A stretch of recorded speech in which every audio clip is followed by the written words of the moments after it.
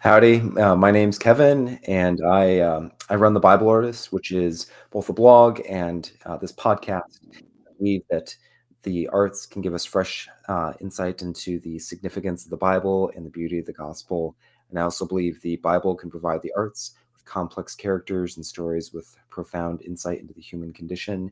And so I've been studying Bible adaptations, especially The Chosen, for the past few years, and producing various resources, analysis, Bible studies for Christians and churches to use in their study. And so I hope this conversation will be helpful for you. If you are looking for more content, especially stuff on The Chosen, but there's also a bunch of new Bible shows and Bible movies coming out this year as well. Check out my website for more of that content. And if you are a regular user of my content, please consider supporting me on Buy Me a Coffee and liking and subscribing to the channel. And I'm joined, as I often am, by my co-host, Victor. Victor, do you want to share anything about yourself and your work? Sure. I'm a video producer and writer in Lake Charles, Louisiana. I also love faith-based movies and the intersection between faith and entertainment, and that's kind of what we're doing with this podcast. And I am writing a fantasy novel. I call it a cross between Game of Thrones meets Narnia. It's called The Sojourners, and I'm releasing a chapter every week for free on my website, vicdigital.substack.com. It's free, and I would be honored if you would read it. Yeah, and the link for that should be in the description or the info below the video. So definitely please check that out because, yeah, it's an awesome work that Victor's doing with that. Okay. Yeah, and this specific podcast series that Victor and we've just done one. This is our second one. I'm calling it The Chosen Season 5 in Scripture. And what we're doing is we're basically looking at a bunch of the biblical passages and stories that are going to be inspiring the events of The Chosen Season 5. So the biblical stories that tell the story of Jesus's final week, Holy Week, leading up to his crucifixion on Good Friday. And so last time that Victor and I met, we looked at Jesus's triumphal entry into Jerusalem, riding on the donkey, greeted by the crowds, shouting, "Hosanna, Hosanna to the Son of David," all that stuff. And so check that out if you didn't get a chance to yet. Today, we're going to be focusing on Jesus's cleansing of the temple, which is one of the most kind of controversial and interesting events in his life. A lot of people discuss it. I love, whenever people are talking about righteous anger, the cleansing of the temple always comes up. But before we get to looking at the biblical passages that tell us about the cleansing of the temple, there have been a few new scenes from The Chosen Season 5 that have been released through the Chosen's YouTube channel. And so I thought we could just briefly kind of share some of our impressions. I don't have a whole lot to say about most of these scenes. I don't think they necessarily betray like a lot of like new information about the season, which is fine. Like they're really interesting scenes, but we can just go through those briefly before moving on to actually looking at kind of the cleansing of the temple focus. So this first scene, so a few weeks ago, Dallas did a live stream and he released two scenes with that live stream. So the first one is here. It's a kind of a meeting of the Sanhedrin or the Pharisees, and they're discussing kind of the growing threat of Jesus. And we get kind of our first like really tense head-to-head conversation or argument between Yusuf and Shmuel. And up to this point, like we've had moments where they're kind of tense with each other, but at this point, Shmuel, it's clear to him that Yusuf is interested, or like kind of interested in Jesus, and is open to his ideas. And it's clear to Yusuf that Shmuel has kind of closed down his openness to Jesus. And Shmuel is kind of trying to urge people to take the threat of Jesus seriously. Yeah, Victor, did you have any kind of thoughts on the scene or impressions? I thought it was a great scene. It did a lot of legwork and trying to set up what what the Sanhedrin had, what problem they had with Hmm. Jesus, and maybe some of the divisions and they weren't 100% unified. They had a Yep. lot of stuff they had to try to sort through, and I thought it did a good job at kind of setting it up where everybody is, what the different things in play were that they were concerned about, or why this was important to them to do something about. Yeah, I agree with that. And a lot of these things, like we've already kind of seen them a little bit in season 4. So I could see this scene maybe showing up in episode 1 or episode 2, kind of to like refresh us and get us back up to speed and remind us like, oh yeah, uh, these guys, they don't like Jesus because of this, and here are some of the tensions within the group. Because we're going to be spending a lot of time with different members of the Pharisees, and as well as the Sadducees and some of the different factions within kind of the religious establishment of Jerusalem. And so, yeah, I could see a scene like this kind of setting up the tension, making it clear that people are done with Jesus. Yeah, it wasn't immediately clear to me whether this scene had taken place before or after the cleansing of the temple scene, which I also think is probably going to be, I'm guessing, episode 2 of season 5 for the cleansing of the temple. So I could see this. I could see it possibly being before, because they didn't explicitly mention that, and I would kind of think that that would have come up if it had happened. So this could be like a episode 1, just kind of like reminding us, like, here, this is what to worry about. That things are starting to get heated in the Sanhedrin. Things are tense between Shmuel and Yusuf, and then we'll see things build from there. So that's kind of my impression of like the work that the scene's doing. And yeah, I enjoyed like the acting. I thought yeah, both Shmuel and Yusuf did a good job of kind of conveying the stakes and the emotion of their characters. So And it gave the different nuance. What's different about them? They yes, weren't all yes. just one thing. They didn't all have the same opinion about Jesus and what he was doing. So I thought it was really just good showing the nuances of that. Yeah, I remember that's a point that I really thought about and appreciated in an article I wrote about kind of the depiction of the Pharisees and the chosen, like compared to a lot of like gospel movies or Jesus movies, where it often feels like the Pharisees are just kind of one glob of Mm-hmm. people. They're kind of faceless. There's no real like distinct personalities and factions. I think one of the strengths of the chosen has been kind of showing those unique different perspectives and reminding us, just like the church today, the Pharisees at that time, they were diverse group, lots of different opinions, lots of different concerns. Yeah, so I thought it did a good job of kind of reminding us of all that and setting some of that stuff up. So Mm-hmm. yeah, good like intro scene for us. Another scene that was released during that same live stream was this one was a little more controversial with some people. I ended up writing an article about some of the controversy that was generated by it. It's a scene between just Jesus and Judas in kind of this interior garden setting.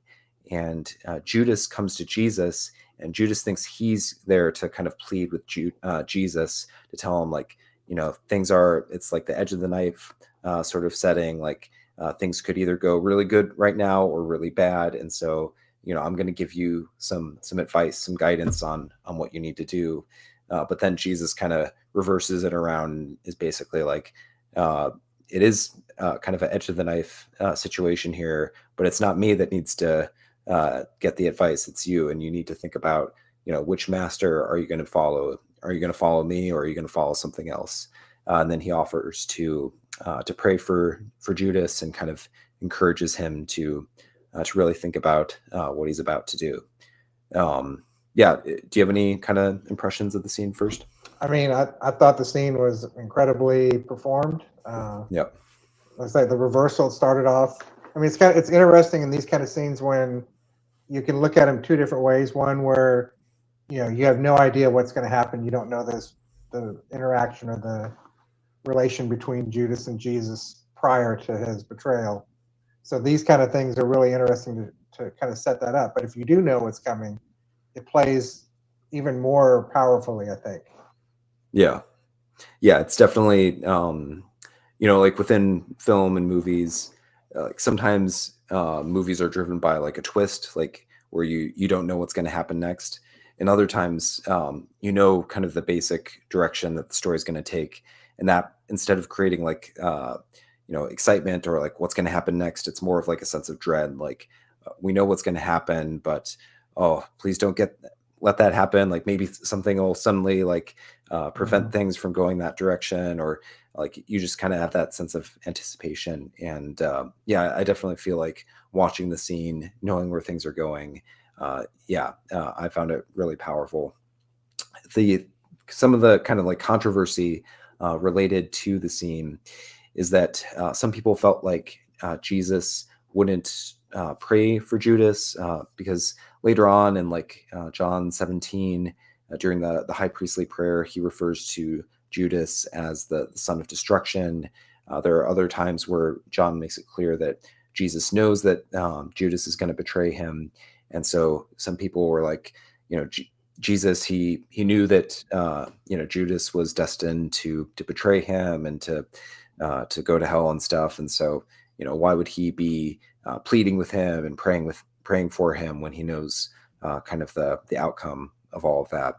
Um, yeah, I personally did not find that argument or that criticism to be very compelling, because like first of all, like if you look at how Jesus generally interacts with people, he doesn't interact with people based on kind of his foreknowledge of their ultimate destiny, or at least that's not um, what kind of controls the way that he relates to people. He does sometimes like have anticipation of things that they're going to do. So, like Simon Peter, for example, Jesus predicts that Simon Peter is going to betray him later on, but that doesn't cause him to just kind of give up on Simon Peter. He offers to pray for Peter because he knows that Satan is going to sift him like wheat, and he tries to kind of exhort him a little bit, even though like he knows Peter's destiny. So yeah, I don't feel like it was like out of character for Jesus to interact with Judas the way that he did. Um, but yeah, I know some people had different opinions on that. Do you have any thoughts on that Well, controversy? just it's scenes like this that are just kind of the the danger spot when you're doing biblical Yeah. adaptations, where this scene is almost totally created from, Yep. Yep. I mean, it's based on speculation, and Hmm. I'm sure there was lots of legends and beliefs that people had, but if you just go by what the Bible says, this is all pure speculation. Yep. And that's, to me, that's when it gets a little bit iffy, when we're trying to, especially uh, an interaction as important and foundational as this, between Judas betraying Jesus, Hmm. to try to explain why Judas did that. That's something that could be dangerous, Yeah. because we don't know that he had any good reasons for Hmm. wanting to do it. It's makes sense for human nature. I mean, Hmm. the way the scene was portrayed, I mean, Judas was right. I mean, if you were that kind of a Jew in that era, you were looking for somebody that was going to come in and you know do the job, or close the deal. It's like how they said it in the Hmm. scene. And Jesus wasn't doing that, so he Yep. figured, like, I'm going to make this happen. Maybe that's my goal, or my job, is to do that. But it's a fantastic narrative thing, but it's right on that edge of, could it be problematic spiritually or biblically? But that's to me, that's the most interesting part of Mm. these kinds of adaptations, is when you're, how close to that line can you get and remain faithful and to the text. Yeah, and I think the chosen. They're very clear that what they're doing is not just like it's not just all Bible on screen. They are doing some of this Hmm. kind of speculation, in part because like it forces us to be thinking about these things and asking questions that we might not otherwise ask about, did Judas like, did Jesus ever try to help Judas? Like, I know I've been in Bible studies where people have looked at what, the Bible says about Judas's role, and they've been like, oh, that kind of makes me feel uncomfortable. Like, did Jesus just bring Judas along, just knowing that he was going to destroy him? And like, yeah, like, what's up with that? Like, did Jesus just not care about Judas? So I think they're trying to do something like, if you're going to do like a full comprehensive adaptation of the biblical story, then yeah, then it makes sense to try to like imagine like what would Jesus have done in this situation, because surely Jesus and Judas had one-on-one interactions, and surely Jesus, like, I find it hard to believe that Jesus never prayed for Judas, like that whenever he was praying Mhm. for his disciples, that he just like left Judas out of his prayers, or yeah. So um, yeah, I found it like an interesting thing that they did, but uh, yeah, it definitely is something. It's speculation, so people should be aware of that. They should, I think it's important for people to walk into the chosen with open eyes and realize, you know, there's, I don't even know a percent, like what percentage is directly from scripture and what percentage is historical detail. And then there's a large percentage of things where it's, speculation or just kind of creative historical fiction. And yeah, people should just be aware of that, and um, see this as kind of a creative, imaginative reflection on some of the themes that scripture raises for us. So Mhm. yeah. Um, Cool. Any other thoughts on that scene? That's good. Cool. And then there's one more scene that was just released, and that is Jesus crashing a betrothal party. So we had seen a quick like image of this in the teaser trailer, and we discussed it a bit. At first I was thinking that, because you can't, in the teaser trailer, you can't really make out who it is that's like what's going on and who's involved, but you can see that there's a man and a woman. We could tell that it was probably like either a wedding or something like that.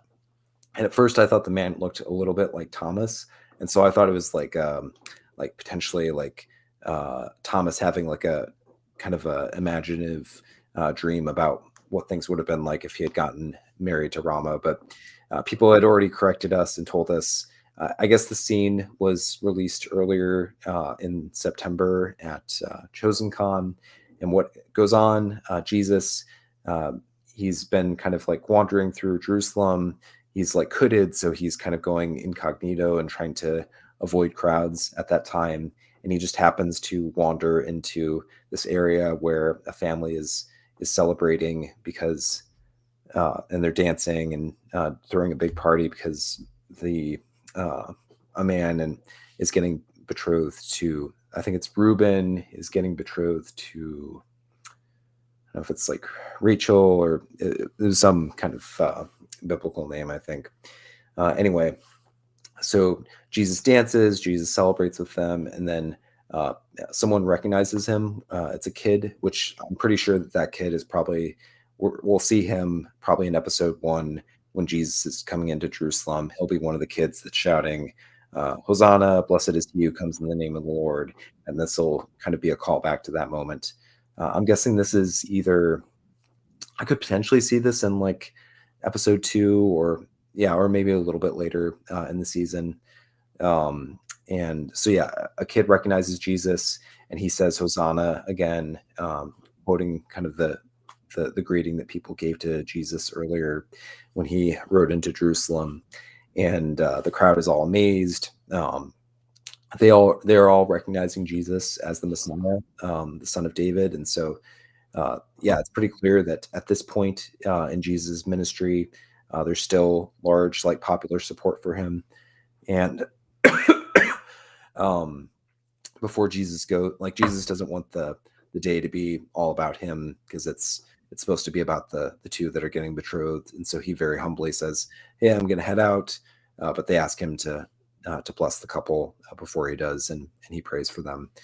Yeah, and again, like I thought, very well done scene. I, I thought of you. You were mentioning in one of our recent videos just how like they're going to have to balance. Like there's so much kind of doom and gloom during these Holy Week episodes that they're going to need to find opportunities to give little spots of joy and light. And so I feel like this is like one of those moments where we see Jesus getting to kind of have this respite, getting away from kind of the crowds, getting away even from his disciples, and just kind of enjoying community with this family.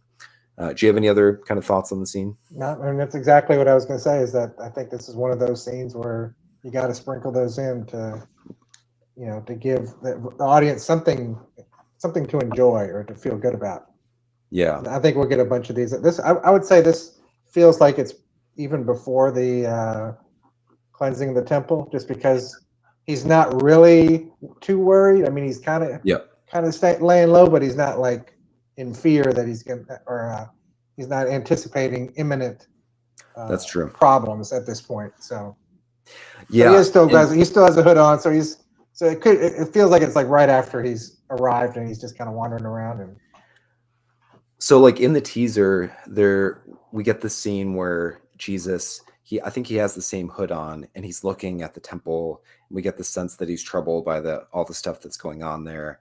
And then you kind of get the sense that that moment is probably the night after his arrival. And then he does then we see the scene of him like making his whip, which is also at night. And then presumably the cleansing of the temple is the next day. So yeah, I could see this scene potentially be him kind of either before or after that moment where he's looking out on the temple and kind of seeing all the beauty, but also kind of some of the corruption and the greed and stuff that's going on there. And so yeah, we get this kind of interrupting that sequence. So yeah, it could either be potentially at the end of episode 1 or towards the end, or potentially kind of on the front end of episode 2, kind of leading to the climax of his confrontation with the people in the temple and stuff. Yeah, I almost feel this could be kind of like episode 3 of season 1 with Jesus with the children, to where I think this might be an episode. I could see this being like the entirety of episode 2, where Jesus just has to get away and he wanders around and he just encounters different things, just to kind of give us a sense of him as a, how does he interact with people? It's like it was great seeing him with just people, and that weren't his disciples. It's like the children weren't his disciples in that first episode. They were just him purely being who he was with people, the people that that he came for. Yeah. In a slightly different way than the disciples were, who were like his followers were. They kind of have to hang out with him. But these are people that just enjoyed being around him. And I think he's going to have some of that. And he's probably going to see some darker things down that same thing. But he's probably going to have a whole bunch of little encounters, I think, where we kind of just see him, being himself. And it's going to be a lot of, created scenes, kind of like this one. Yeah. I like that idea of them doing one of the bottle episodes before Jesus attacks the temple. Just I think there's definitely room for that, given like the space that they've got to work in. So if they did that, then this could be episode 2, and cleansing the temple could not be till episode 3 potentially. That would be interesting. Yeah. I'm gonna go to Vegas and put down my bets on what happens in each episode. yeah. Go do the futures market or whatever. Yeah. Cool. Oh, one other thing that I thought I'd bring up. I think it's significant that they're doing kind of there's a lot of different like parties or things that he could bump into. But I think it is significant that they chose like a betrothal or wedding, because I think weddings will feature prominently in Holy Week.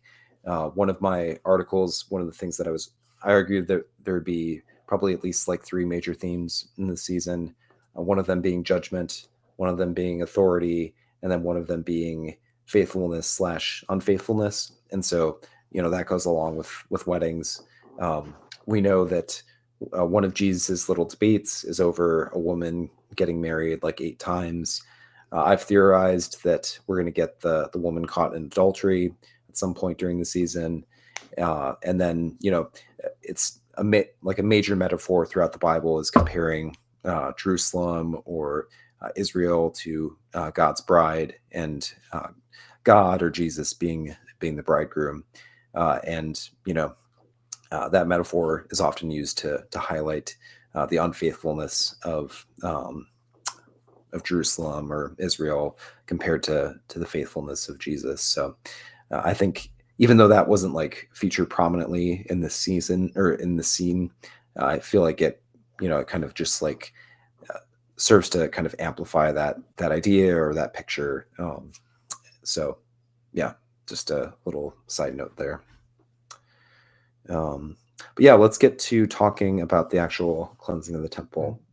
If you're somebody that's watching, please do participate in the chat if you're watching live. Yeah, we're we got a decent few people watching, so we'd love to hear questions, or if you have pushback, you think that we're off base on something, definitely I'd love to interact with that, hear your point, amplify that for people to hear as well. So yeah, especially as we're going through the scriptural passages as well, if there's something that stands out to you, let those comments go into the chat, and we'll take a look at them. So before we get into the kind of the biblical passages that we're going to be looking at, I thought I'd just kind of refresh your memory by posting or showing a few of the images that we get that are related to the scene that we're going to be discussing. And so this is pretty clearly Jesus creating his whip that he's going to use when he goes in to cleanse the temple. Victor and I, our pet theory is that he's going to take the bridle that he was using to ride his donkey, which is associated, it's a family heirloom associated with the Exodus. And after he gets into Jerusalem, he doesn't need the bridle anymore. We think that he is here in this scene kind of turning that bridle into a whip, which he's going to use to challenge the temple authorities, which is also kind of tied into the theme of Holy Week being kind of a second Exodus, second Passover that Jesus is bringing about through his suffering and through his challenging of the leadership in Jerusalem, which I guess is kind of like the second Pharaoh in this situation. So yeah, it's clearly taking place at night, which seems to indicate that just like in Mark's gospel, the cleansing of the temple is going to happen on Jesus's second day in Jerusalem. So he'll have the triumphal entry, he'll get to the temple, maybe look around, but then he'll ultimately go back home for a bit, and then come back to Jerusalem the next day. When he gets to the temple, in the teaser trailer, we get a few images of kind of the greed and the marketplace vibe that's going on in the temple. So here, some Pharisees are looking at this goat. There's a huge stall here. We'll talk a little bit about this as we're reading the biblical passage and why all of this was problematic, but just kind of reminding us of what we see in that teaser trailer from the scene. And then there's the climactic moment where Jesus has the whip.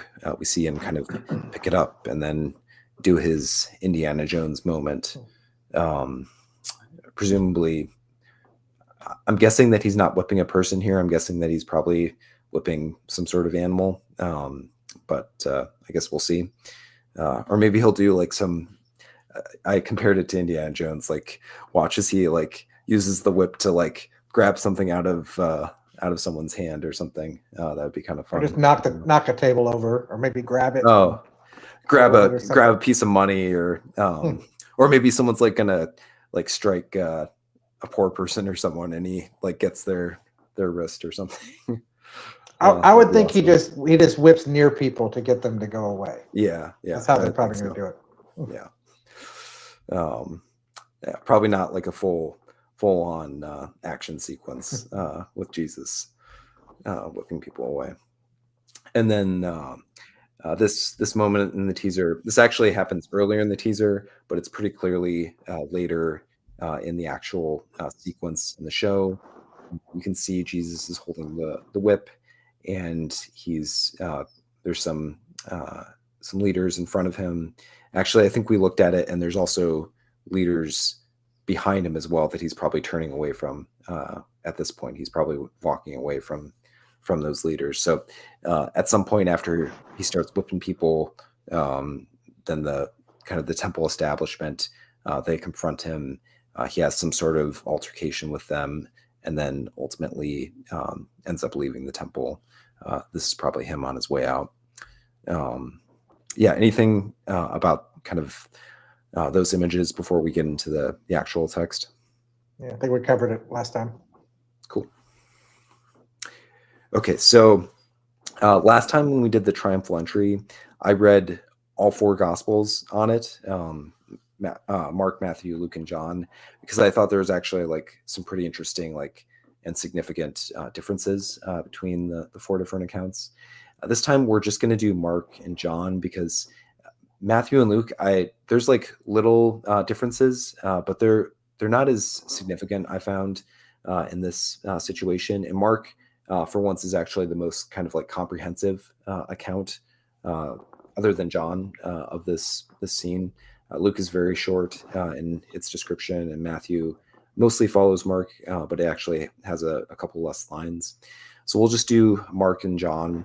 And as we're going through, we're just kind of trying to kind of understand the passage, what it's saying, what is this this thing that Jesus is doing when he's cleansing the temple? Like, why is he doing it? What is it accomplishing? Is Jesus just doing a protest? Does it have more significance than that? So we'll talk about that. And then we'll kind of look at the reaction of characters within the biblical passage, and that can kind of springboard us into discussing how we think different characters in the show will respond to this moment. How's Shmuel going to respond? How are some of the religious leaders and temple authorities going to respond? Pilate and Atticus, are they going to hear about this? Judas, the other disciples, so we can kind of have a conversation about the show launching out of what we see in the biblical passages.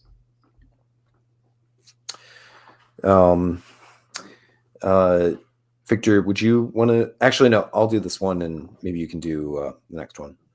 Okay.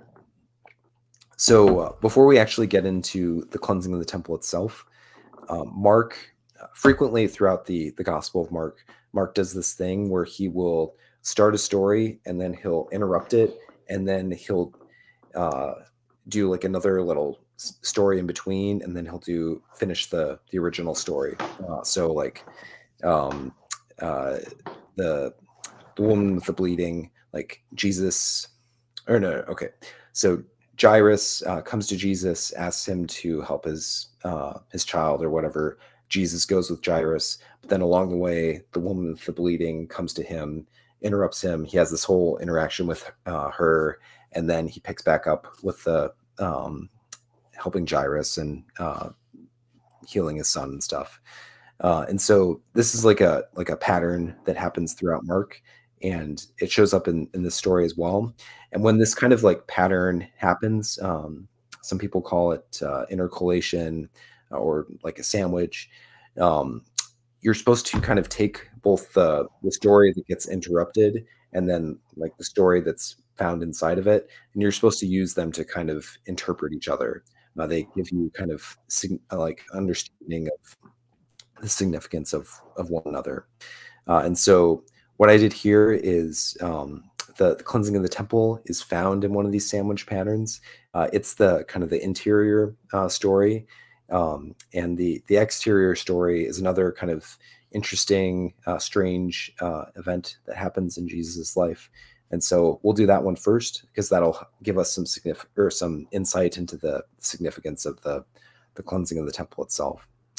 So on the following day, when they came from Bethany, Jesus was hungry, and seeing in the distance a fig tree and leaf, he went to see if he could find anything on it.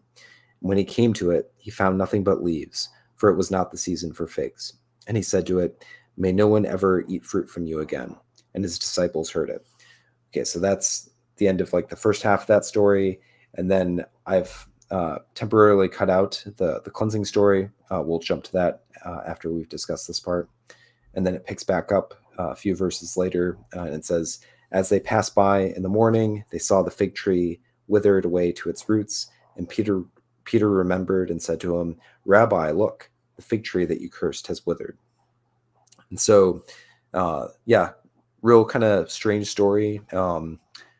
Jesus cursing this fig tree. Obviously, fig trees don't have like moral agency, and so it strikes us as a little bizarre that Jesus would curse one, because the fig tree, like it's not the season for figs. It's not the fig tree's fault that it didn't produce the figs that Jesus was looking for. And so people have like wondered like what's going on here, but if you look kind of compare, what's that? I say I'm one of those people that wonder. Yeah. So this story kind of fits into common like type of story that you see show up throughout the prophets, where when God would send a prophet, the prophets would often do kind of strange like symbolic acts to kind of like demonstrate or showcase what God was about to do. And so most interpreters think that Jesus cursing the fig tree is meant to be one of these symbolic prophetic acts that is showing kind of it's kind of foreshadowing God's judgment. And so the Jesus checking a fig tree for figs, that fits into a common kind of theme or trope that happens throughout the prophets, where God would go to look for fruit on the vines or on the fig tree, which would symbolize Israel or Jerusalem. And when he would go to look for good fruit, he would either find no fruit or he would find bad fruit. And as a result of that, God would come and he would judge the fig or judge the vine by cutting it down and throwing it away. And so a lot of interpreters have seen this as referencing Jesus. He's coming to Jerusalem. He's looking for spiritual fruit from Jerusalem, and he's not finding the spiritual fruit that he's looking for. And so he's warning his audience basically that because he's not finding the fruit that he's looking for, eventually God is going to bring judgment on Jerusalem in response to that, which is going to ultimately come in 70 AD when the Roman army comes to Jerusalem, surrounds it, and ultimately decimates the entire city, burns the temple. And so we'll hear more about that a little bit later during Holy Week. Jesus is going to give like a pretty explicit prophecy talking about the destruction of Jerusalem in 70 AD, predicting that. But this is kind of a prophetic act that is kind of foreshadowing that, or kind of picturing what's going to go on. And so that's an important kind of like context to think about, that we have this going on kind of surrounding Jesus' cleansing of the temple. Before we move on, does that make sense, Victor, or do you have any like? It makes sense. But it's I always rely on smarter people than me to do the pre-interpretation of this, because just reading the text itself, I don't get any of the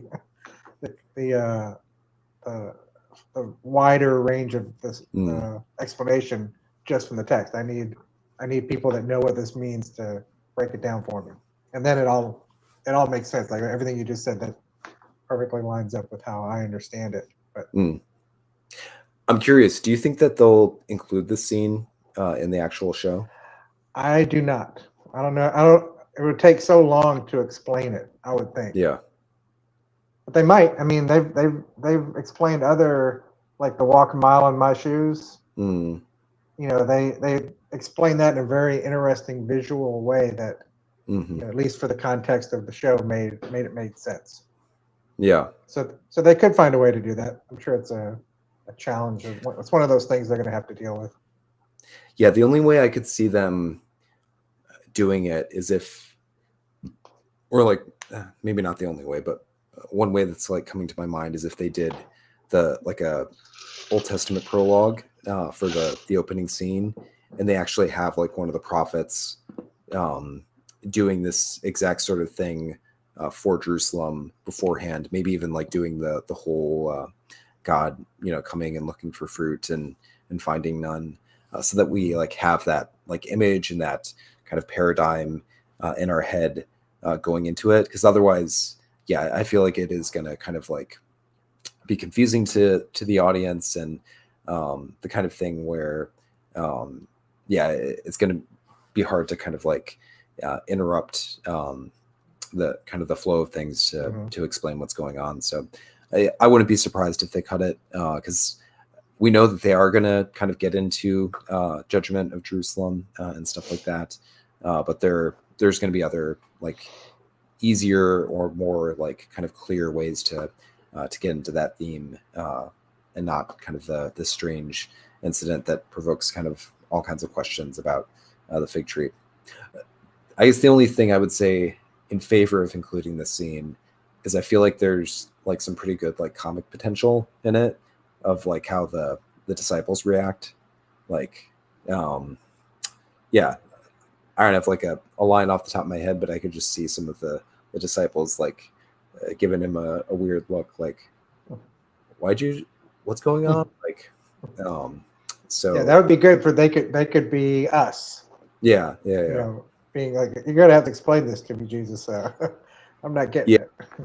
Or you could have like, maybe like one of the more like knowing disciples, like Philip, like cluing the other guys in or something. But that's the only way I could see this kind of working out. Otherwise, yeah, I could very easily see them skipping over this bit. Yep. Okay. Do you want to get this part? Sure. And he entered the temple and began to drive out those who sold and those who bought in the temple. And he overturned the tables of the money changers and the seats of those who sold pigeons. And he would not allow anyone to carry anything through the temple.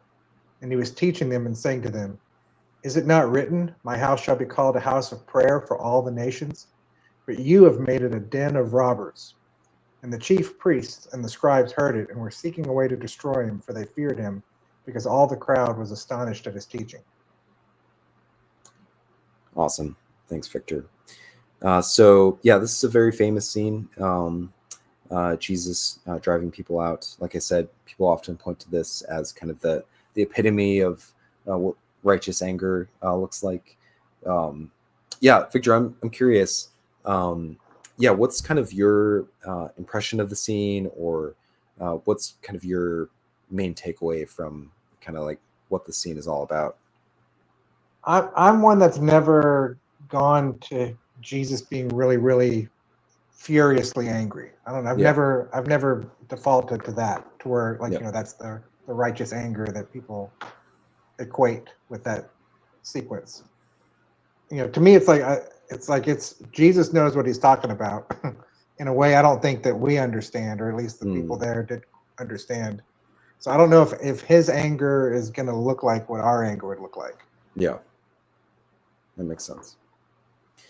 And then as far as like kind of, what do you think, kind of going back to some of those questions that I put there, like, what do you think is actually happening here? Like, because obviously Jesus knows that like doing this little protest in the temple on one day, like trying to bring the pigeons out and overturning the tables, like that's not going to create like long-term change in the situation in the temple. Like, no, but it'll attract the attention of the Pharisees and everybody else. I mean, that's going to be the thing that triggers everything that happens after that. He knows that, and he knows, if he's aware that there's going to be a Bible, this is going to be one of the things that's going to be important to put in it. So he would know that, okay, that's this is going to happen now. So yeah, that's definitely one like important, significant aspect of this is Jesus is kind of like provoking his enemies And so this is definitely within kind of the shape of the season. This is going to be like an important moment that kind of really we've already with like Lazarus like had some moments of like Jesus saving Lazarus, that news spreading that this is like a really significant moment that's kind of setting him on his course. But this feels like a real like kind of point of no return. Like after Jesus has done this, he's definitely like the Pharisees are not going to let him off the hook at this point. The Sadducees are not going to let him off the hook. Like the die is cast, things are going to happen, and there's no going back at this point. So I definitely think that's going to be like one important role of the scene. Well, prior to this, what's the most explicitly he has accused the Pharisees of any kind of wrongdoing? Because right here, I mean, here he's calling them robbers and thieves and stuff. I mean, that's. Yeah. But is that the first time? I'm trying to remember if he said anything in that particular kind of strength of accusation prior to this. So this, I mean, this to the point of it, this would be that trigger moment if this is the first time he's really called him out that explicitly. So he's definitely had some altercations with the Pharisees within like the kind of the scriptural accounts, where he like there's he does like his like woe to you Pharisees who clean the outside of the cup, but inside is poison. I think in Matthew that happens after this. I'm not sure. I think in Luke it might happen before, but like where some of these different speeches took place, that's kind of difficult to tell sometimes because sometimes the gospel authors arrange things like thematically or Jesus had multiple interactions. One thing significant here is that the people that he's probably kind of most directly confronting with the scene and implying that they're robbers, it's probably not actually the Pharisees who were less associated with like the temple complex and more were kind of like the teachers who were kind of throughout the different towns and were like in charge of kind of like synagogues and things like that.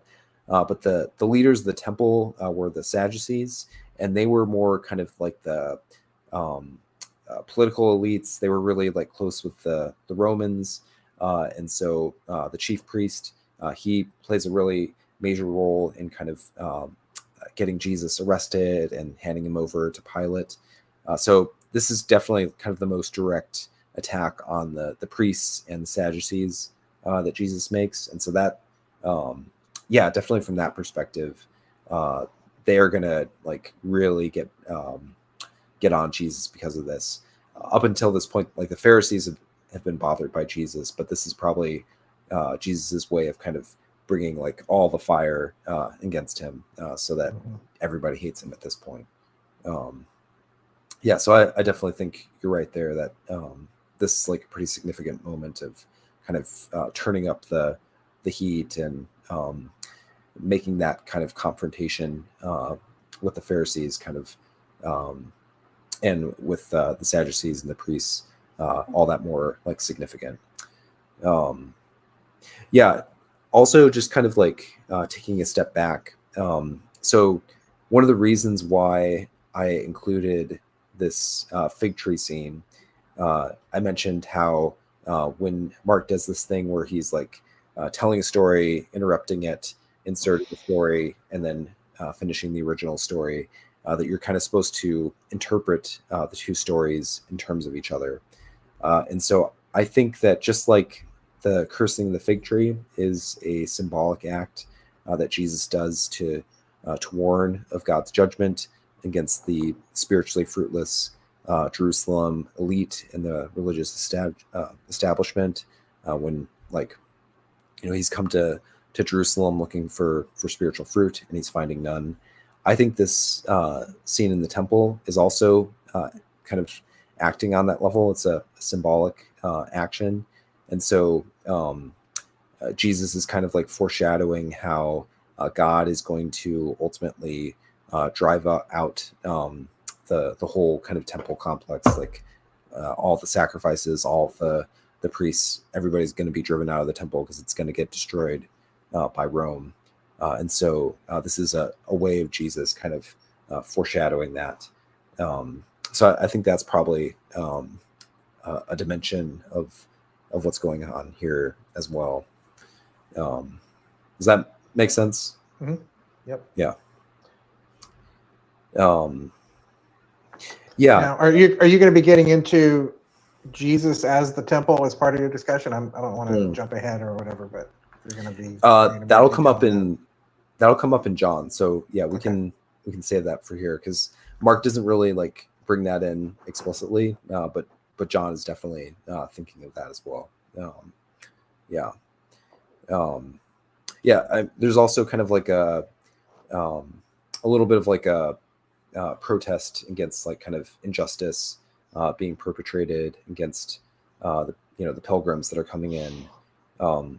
People needed to change their money when they came to Jerusalem for feasts because there were different monies and currencies all across the empire and even throughout Judea and Galilee and stuff like that.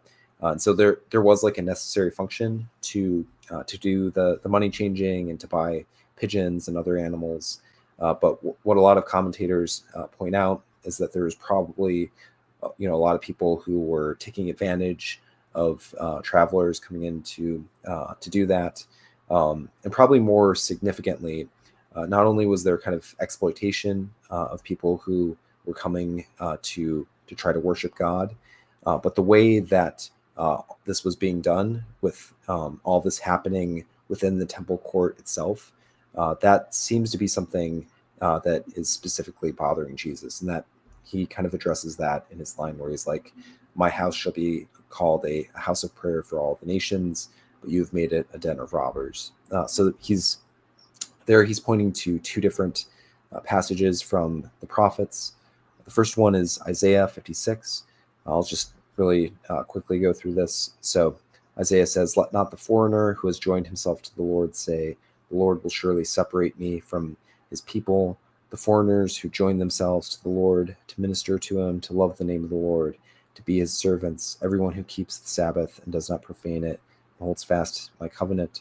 These I will bring to my holy mountain and make them joyful in my house of prayer. Their burnt offerings and their sacrifices will be accepted at my altar. For my house shall be called a house of prayer for all the peoples." And so what was happening in the temple in Jesus's day is that like originally in Solomon's temple, it was a lot less like complex. And so actually Gentiles and Jews could both go into kind of the court of the temple, and then only priests could go into the holy place. But when Herod remade the temple later on, he had like kind of these various different successive courts. And so most outer court was the court of the Gentiles. And so anyone who was not a Jew could only go into that outer court of the Gentiles. And then from there was a court of the women. So Jewish women could go into that court. And then there's the court of Israel where Jewish men could go. And then there's the Holy of Holies the holy place where only the priest could go. And the Holy of Holies, only the high priest could go. But then what happened in the court of the Gentiles is that, and this actually happened fairly like recently to when Jesus showed up on the scene.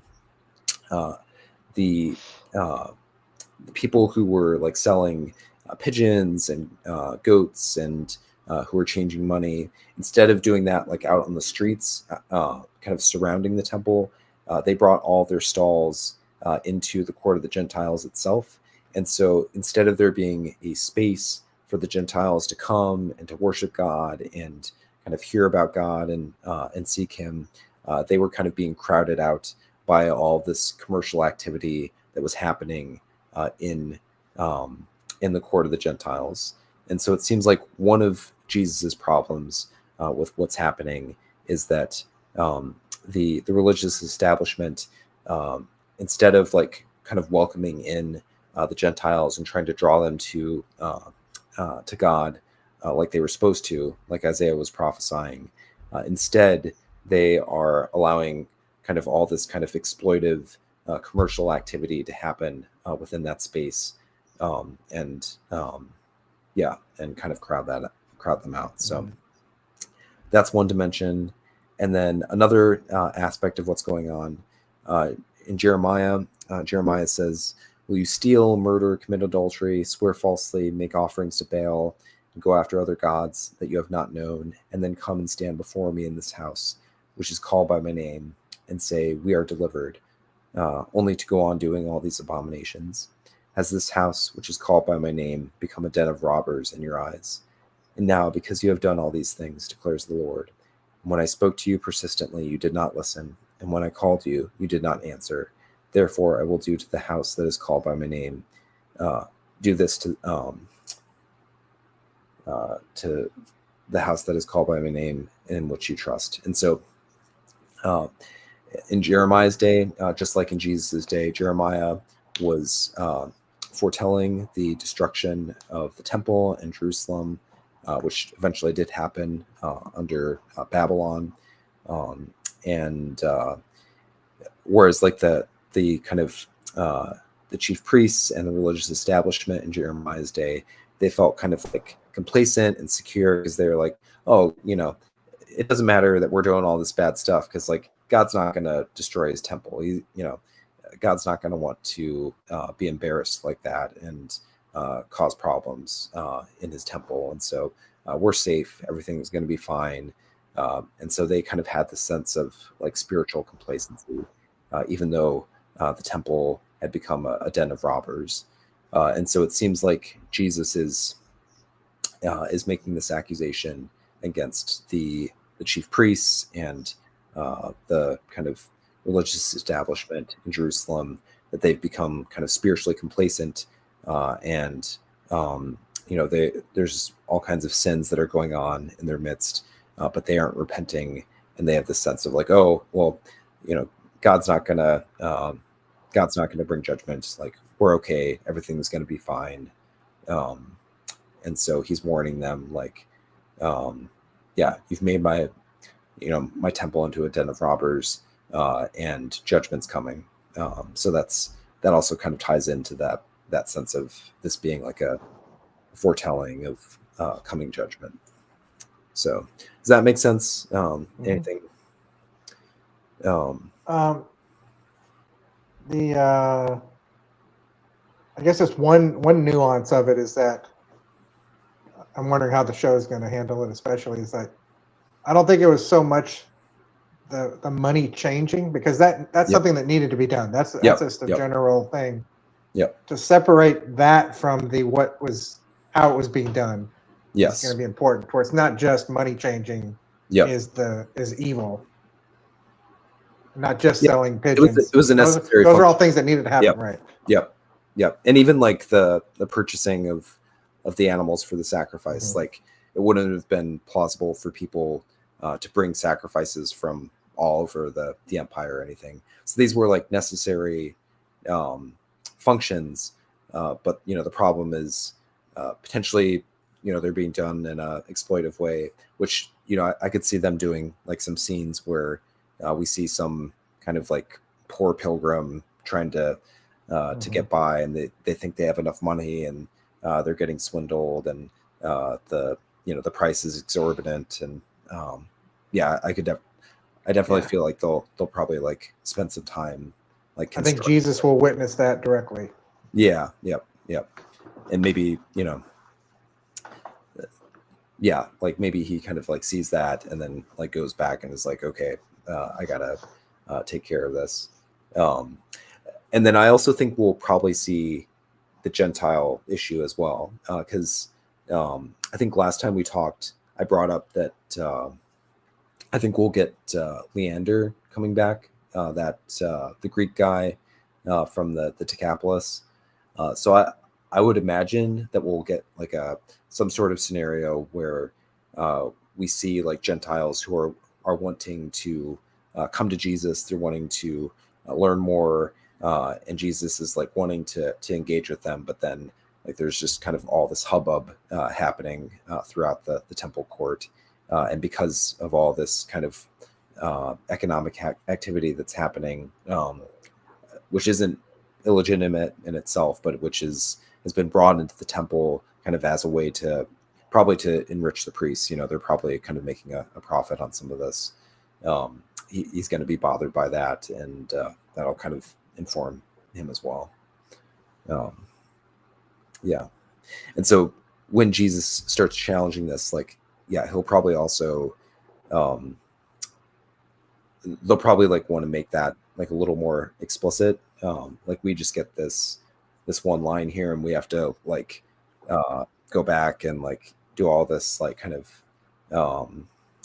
connecting the dots.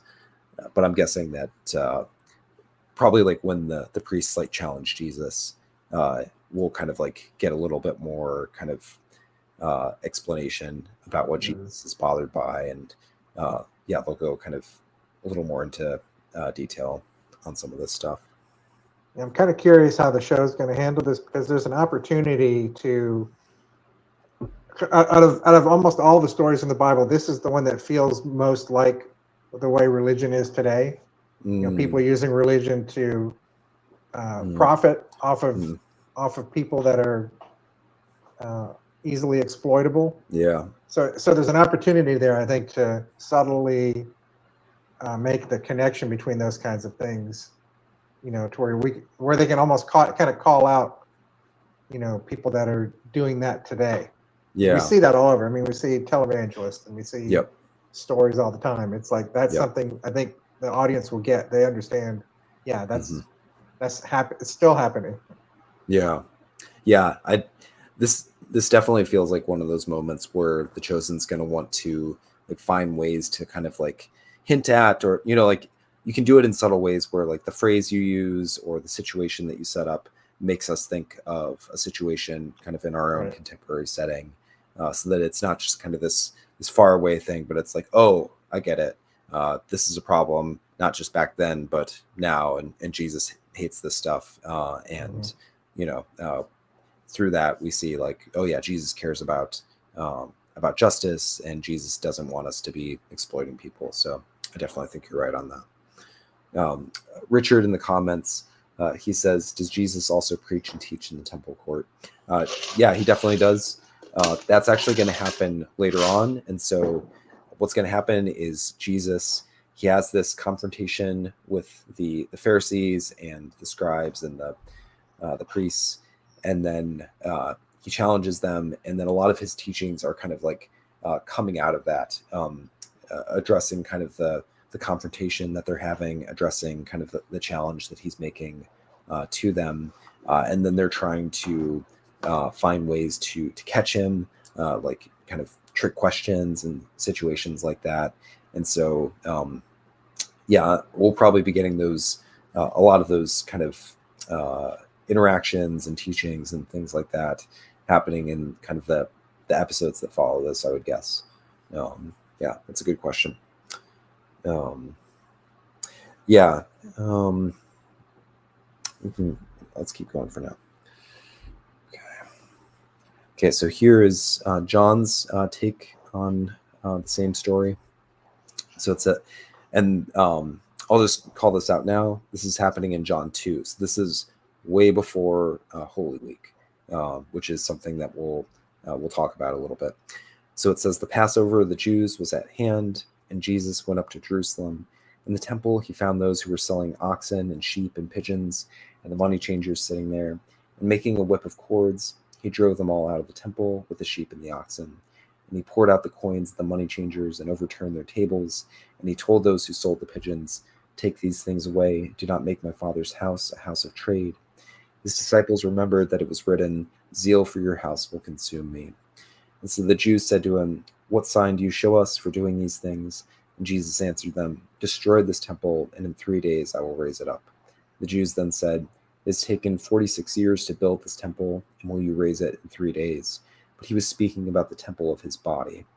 When therefore he was raised from the dead, his disciples remembered that he had said this, and they believed the scripture and the word that Jesus had spoken. Just a reminder, I do the red stuff to kind of like call out the things that are different. So John's account isn't based directly on Mark's account, so even the black stuff isn't kind of word for word correspondence, but generally the parts that are black fit with what we see in Mark. And then there's some unique elements in John's account, which I've highlighted and read. And so John's the only one who mentions Jesus using a whip. It's just an interesting little detail. I don't think it's like that significant. I guess the first like kind of significant difference between John and Mark, which I already kind of hinted at, is that John places the cleansing of the temple at the beginning of Jesus' ministry, whereas Mark, as well as Matthew and Luke, they all place it during Holy Week, the last week of Jesus' ministry. Some people have tried to argue that maybe two different events happen. Maybe Jesus cleansed the temple twice, but that's probably not like super likely, because if Jesus did this one time, then he probably wouldn't have gotten away with it. The temple leadership probably would have taken care of him, or at the very least, they would have been like super kind of vigilant and wouldn't have let him do this again. And so, what most scholars think is that John is kind of intentionally taking this event from Holy Week, and he's pushing it back to the beginning of Jesus' ministry, kind of as like a theological way of saying, like, kind of all of Jesus' ministry was like one long Holy Week. It was like all kind of leading up to his death and his passion. And so it's like a kind of an interesting kind of narrative technique. Yeah.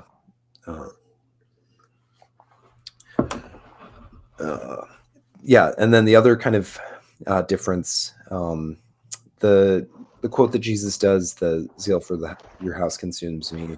I don't think that's like that, like, I'm sure they'll throw that in, or maybe not, but that's not as significant as the whole destroy this temple, and in 3 days I'll raise it up, which the other gospels mention Jesus saying that, but they put this line actually the false witnesses that try to condemn Jesus at his trial.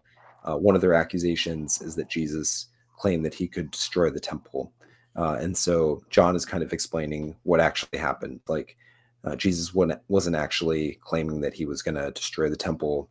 What he was saying, he was referring to his own body as like the true temple, which if the people sought to destroy, he would raise up in 3 days. So yeah, kind of a different emphasis here in John, where that's kind of the really like the main take home thing for us to take from this episode. What sticks out to you about it? Just kind of what you were just talking about. Like we're kind of talking about just the comparison to the temple. That's kind of where I was going. I know we're still going to get into that, so maybe we can hold off on that still. Oh no, you can go for it. Yeah. I'm just wondering how. Again, I'm going to use it through the context of the show. Mm-hmm. You know, it's like it's one of those foundational kind of concepts about Jesus, that he is the entire church. He is the temple, and it's just there's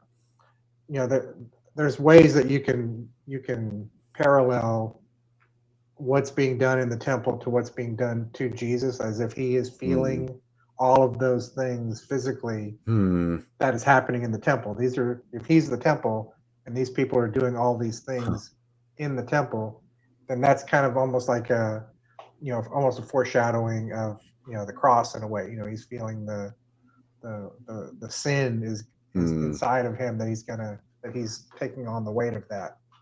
I think they have kind of an opportunity to kind of explore some of those parallels. Yeah, that's really, really interesting. I definitely, as you're saying that, like, they could do some really interesting like visual storytelling, or like even like stuff with like sound and like jumping back and forth between like different things happening in the temple, and like Jesus's reactions, and yeah, that's. I almost feel that they're going to maybe even show him as like that he's like sick. This is like an illness in him that he's almost like he's got to throw it. It's like a poison in him that is not supposed to be in him, and he's got to get that out. That's kind of maybe what drives him to do some of this stuff, because it's just eating him physically. Hmm. Yeah. Yeah, I like that. Um, I also wonder, like, so we've gotten in the show a few like flash forwards where we see like characters like kind of reflecting on the future significance of some of the things that happen during Jesus's life. There's so many different things with like the destruction of the temple, or like this whole episode that they could do with like the opening intro. I've already mentioned you could potentially have like a prophet setting things up, or you could do a flash forward to the destruction of the temple in 70 AD. But you could also do some sort of thing where we see the disciples kind of reflecting on the fact that um, like Jesus being the true temple, and them being a part of that temple. It might be hard to do, but there's definitely like a lot of like significance in and what Jesus is getting at here, like the fact that, he is the true temple, and kind of the time of this like physical stone temple is at an end, and soon his followers are going to approach God through him, and through the sacrifice that he is making. Um, I don't know. There's just like a lot of like rich theology here, so it'll be interesting to see how they do that. But I really like what you're saying, like just like trying to show that or capture that by like showing Jesus's like kind of intimate relationship to the temple building itself, and how it is almost like a part of him or a reflection of him. Um, yeah, that could be like a really cool way to hint at that. So. Um, Richard says, "What's the relationship of the Jewish Messiah and the temple?" Um, so yeah, I think that I can't think of a whole lot of Old Testament passages where you get the sense that the Messiah is going to be like identified with the temple. You get, passages where that suggests that the Messiah, the servant of the Lord, is going to be a suffering servant who's going to suffer for the sins of his people. So you get this idea of like the Messiah as like a sacrificial atonement a little bit in Isaiah. Even that is kind of like not like super clear, but yeah, the idea that he would be like the temple itself. Um, yeah, I feel like there may be like hints of it in the fact, like in some of like the imagery or things like that, but there's definitely not a real like clear sense of that that the people in Jesus' day are like, oh yeah, obviously the Messiah is going to be the temple. Like that's not going to be like how they're seeing this. This is going to be like a surprising thing, and that's why when Jesus says, "Destroy this temple, and in 3 days I will raise it up," like no one is at the time is like understanding what he's saying. Like it seems like kind of utter nonsense. So they take it as Jesus literally saying that destroy Herod's temple, the stone temple, and somehow I'm gonna like magically rebuild it in 3 days. Which one sounds like nonsense, and two, to the temple establishment, that sounds threatening. That sounds like blasphemy, and so that's going to be a real tense interaction when he says this, and it's going to bring in kind of the theme of authority, where they're asking him, prove your authority to be like saying these things. Um, well, actually, I guess they bring up the authority thing first, and he's saying that as the sign that he's going to use to demonstrate his authority. So, like a prophet in the biblical period, to prove that you're a prophet, you would do a sign. Now, Jesus has already done signs that the leaders should be aware of, but they aren't because they haven't been kind of having their eyes open, and seeing all the things that he's been doing. And so the only sign that he offers them is that, yeah, basically, if you kill me, I'll be raised again. And then you can see that I actually did have the authority to say all the things that I said and do the things that I do. Yeah, I thought it was interesting. That's one of the little factoids that's in all of the Gospels. The 3 days was explicitly mentioned. Yep. Cool. Well, I think we've covered the passages pretty well. Do you have any other thoughts on kind of how they'll weave this into the story itself and the different characters? I guess I mean, go ahead. No, you go for it. I was gonna say, if you were going to go into like Shmuel and Mhm. what specific character's reaction was, then Yeah, we can do that. ready to hear that. So like, yeah, with Shmuel, how do you think this is going to play into his character arc? Well, I mean, it's going to give him something to really have to contend with Yeah. internally. This is probably what's going to be what drives him to his. If we think he's going to be, no, I'm thinking. Okay, I always get them mixed up. It's Yusuf is going to be Joseph of Arimathea. Yeah. So Shmuel is going to be. He's going to be. We think he's going to be more of the antagonist side of it. Correct? That's how we're going. Yeah. Yeah, it seems like Shmuel is gonna kind of be the one who, like, almost like Judas's handler, like the one who like brings Judas in and gets him to betray him. So, and I could see the same event probably having a similar effect for both of them. Like we've already seen kind of their Shmuel was already on kind of tenuous ground with Jesus, but then like the Mary of Bethany event really like offended him and put him off of Jesus yet again. But yeah, I agree with you. It sounds like this will probably be kind of like the last straw for him. Well, I like that we get two different, because like they kind of both started in the same spot. It kind of shows you, anyone can be presented with, a truth in this case, and you can either accept it or you can deny it. Yeah. And and even for Yusuf, it's a struggle. It's not necessarily going to be super easy for people to accept Christ right from the get-go. And it's going to be a struggle for some, but there's still a choice that has to be made at some point. I think we're going to see the two different paths that you can go. These two guys are going to be presented with all the same information and the same examples of proof, and they grew up with the same teachings and stuff, and yet one of them is probably going to go one way and the other is going to go another way. Yeah. Speaking to Yusuf, in the scene that we've seen already, like it seems like he's like pretty bold in that scene. But the Gospel of John, when it talks about Joseph of Arimathea, it mentions that like he's a follower of Jesus, but not openly because of his fear of the Jewish leaders. And so I'm wondering, like, say that scene is like earlier on, like maybe episode 1 or whatever.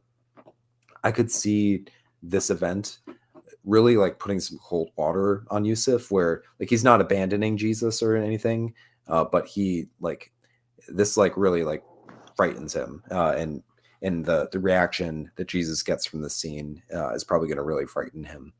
So I could see this being kind of turning up the his like sense of fear and his sense that he has to kind of like hide his true allegiance, because he's been getting a little bolder, but this may cause him to kind of draw that back a little bit. But I guess we'll see. Maybe they'll kind of nuance things a little differently with that. Well, you can have him by the end of this season. At the end of this week, he can become a follower. So that's 6-7 episodes. I mean, that's a lot of narrative real estate that you can have him go through a whole bunch of stuff and still end up in this place where we know that he needs to be to do the Joseph of Arimathea stuff. That's true. Yeah. Yeah. Any other characters' reactions that you think are significant?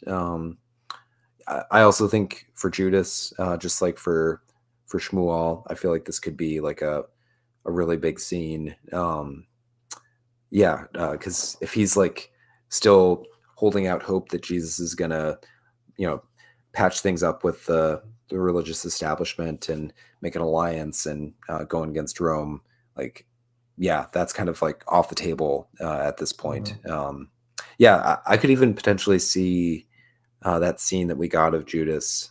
Initially, I was thinking it would be a little bit later in the season, but I could see that happening before the cleansing of the temple. Because it the way that he talks in the scene that they've released, it makes me feel like things are still like he's still like like he's worried, but he's still got like some optimism that like we can salvage this, like we can still patch things up. Whereas like I don't know, after the cleansing of the temple, I feel like that's going to be a little bit more difficult, but maybe not. I could potentially see a way where, even though the religious leaders are mad after what happens here, Jesus, based on what we Mhm. hear about his interactions with the crowds and stuff, he's still pretty popular after this event, and so yeah, maybe Judas is Yeah. just. Um, Maybe he gives up on kind of that like political alliance, but he's still hoping Jesus can kind of win over the crowds or whatever. Um, Yeah, I think just based on that scene we saw, it's like the next time we encounter Judas, or at least from that point on, he is now the enemy. He's yeah, uh yeah, he's not. They're not on the same side anymore. yeah, So there's room for him to still think he's the hero of his story and hmm, try to do stuff, and then just think further and further, yeah, and kind of go back to like like Judas is. We always think of him as with the silver. That's money. That could be money in the temple. There could be some mm, parallels there to where maybe Judas sure. makes his deal in the. Wait, do we know where he makes the deal, or where he actually talks to somebody? Is that explicitly? I don't think so. Yeah, I don't think the Because location is he clear. could make a back alley kind of deal, and it could be hey, I'll meet you Yeah, in the yeah, courtyard that'd be kind of thing. interesting. So that is something that could be happening at the same time. Yeah, That kind of lets us think that okay, there is bad money exchange happening. yeah, I like that. Yeah, that would make a lot of sense to draw a parallel there. Yeah, yeah, Now, yeah. And what does the Bible say about what the disciples know about this event? They never comment on it, do they? yeah, I mean, the only thing that it mentions about the other disciples in John, it just mentions that after all this stuff happened, like, and after Jesus rose from the dead, eventually his disciples look back on the scene and they realize the significance of what had happened. But yeah, we don't really get any direct evidence about how they were responding. Yeah, so that'll be interesting. I'm sure that we'll get a lot of the disciples like worrying, like they've already had within the show uh, the the the confrontation that Jesus has in the temple that we last saw, where they start stoning the disciples. That's like a pretty like traumatic experience that they've had. So I could see this scene being like really hard for them, and so I'm interested to see like how they respond, who freaks out, who holds kind of under pressure. Yeah, how like Big James responds because he was the one who almost got killed in the last altercation. Which Um, would have been like a couple of days earlier. yeah, within the timeline of the Chosen, that was yeah. It'll be interesting to see if the show like kind of uh, like continues to follow up on Big James being injured, or if that kind of just magically dissipates in the background. I don't blame Mhm. them if they do that, um, but yeah, it's easy to forget that. Yeah, all these. So within the Gospels, There's a little bit more space between Lazarus and the stuff in Jerusalem, but within the Chosen, it's like back to back. So, yeah. Any other thoughts on characters or reactions to the stuff going on here? I mean, I'm trying to remember. Did we see any of the disciples in the scenes with Jesus with the whip? In Yeah, that crowd, I if should they have are in grabbed there. I should have grabbed those images. We do get like just a couple reaction shots of like I think Right. Peter and maybe James. So like surprise is the all I remember kind of seeing on their face, like, oh, like wow. But yeah, nothing kind of beyond that. But yeah, I mean, definitely the disciples are going to be surprised, shocked. Some of them are going to be like, "What the heck?" Some of them are going to maybe think that Jesus is leading the revolt now. Yeah, I'm curious, like how um, like Simon the Zealot reacts. Like Thomas is still angry that's true. at this Yeah, that'll point. be interesting. Yeah. Um, cool. Well, I think we've hit this scene pretty good. So yeah, we'll wrap up for now. Victor and I, we were talking before we went live. Um, there's some images from another upcoming Bible show that's gonna be released on Amazon in February, late February. It's called The House of David, and it follows kind of King David's rise from being a peasant to, fighting Goliath and um, everything like that. Victor and another one of our friends, Chad, we actually just got done going through part of the story of David and kind of doing uh, we didn't actually like create a film, but we discussed kind of a script outline for at least one season of a show following David's time in the wilderness as the leader of a band of outlaws. So I'm kind of like especially interested in that show. So maybe next conversation we can incorporate some discussion of that show because I'm going to be interested to see. It looks like a pretty quality production based on the stuff that I've seen. So that could be Now, cool. If we Dallas Jenkins is like an executive producer in this somehow, right? He's connected to this in some way. he's I not a think I don't think he's a producer on it. I think he's like an advisor consultant. Or, to them. Yeah, consultant. Because like if you're gonna do a Bible show at this point, yeah, you want Dallas Jenkins. his blessing. Yeah, but it's not within kind of the world of the Chosen or the Chosen cinematic universe. It's not directly tied to it. It's a different company. I would guess that slightly different tone. The sense that I got from the images is that it'll be like maybe a degree more like serious, but it's hard to tell based on just like a few images. So maybe we'll talk about that a little bit and then get into some of Jesus's debates with the Pharisees and the Sadducees and the Herodians. Jesus has a lot of debates in the temple after his first altercation here. So yeah, but we'll hopefully be back in a couple of weeks. Until then, thanks for listening and Godspeed. Oh wait.